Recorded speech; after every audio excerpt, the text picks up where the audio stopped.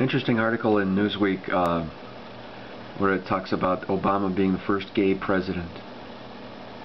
That's the headline, first gay president, which is sort of succumbing to the tabloidism of something you'd see in the New York Post or something, that Margaret Thatcher is gay or something like that. It does stretch it a little bit, but then the article does explain that that Obama, at least the author of the article is talking about how at first he said that civil unions are okay, separate but equal type thing, because that was the political thing to do.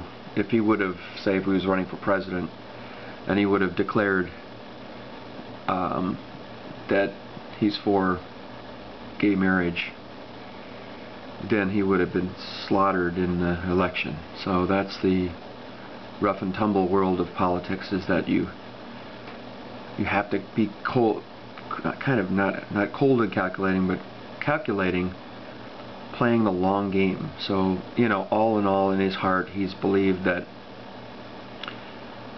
he's for it, but his political handlers and his political wisdom is telling him no, to hold off and don't tell him about it till later. So it's a very calculating but intelligent move, I think.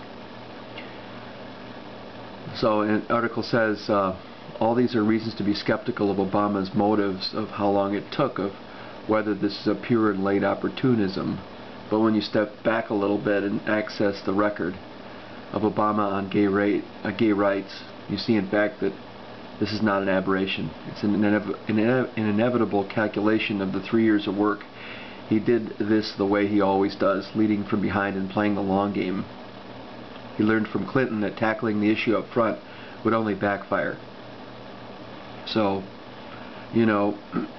of course then somebody like O'Reilly is going to jump on it and say, well, how many things does he believe that he's not saying? Like, you could throw the atheist card in there and say, well, Obama's probably an atheist, and he's too politically shy to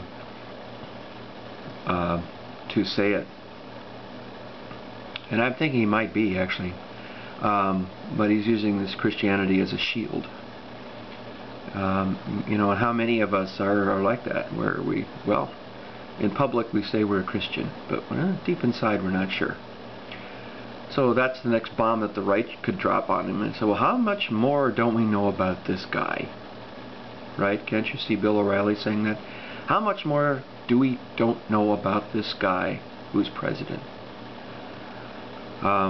Actually, it does, to me, it's very smart politics, but even though politics is super infused with white lies. And again, if he would have said this at the beginning of his term, or when he was trying for president in 2007, he would have been just killed. He would have been annihilated. So he knows he's a king of timing. He knows what he's doing. So, but let's say if he would announce right now that he was an atheist, let's say, we don't know if he is or not, but if he did, he'd just get killed. He'd probably physically get killed by somebody. So in politics you have to really, really be careful about how you structure yourself, how you position yourself, how you manage your own information is totally.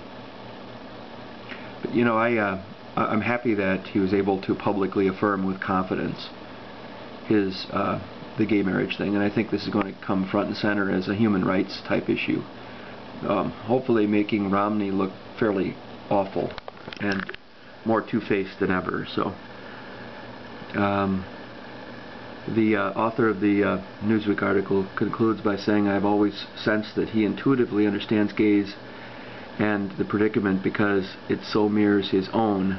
He knows how the love and sacrifice of marriage can heal, integrate, and rebuild the soul. The point of the gay rights movement, after all, is not about helping people to be gay. It's about creating the space for people to be themselves.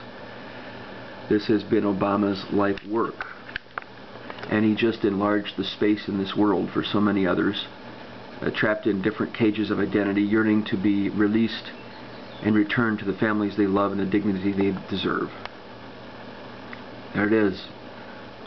Mr. President, you are bold, and I still stand behind you.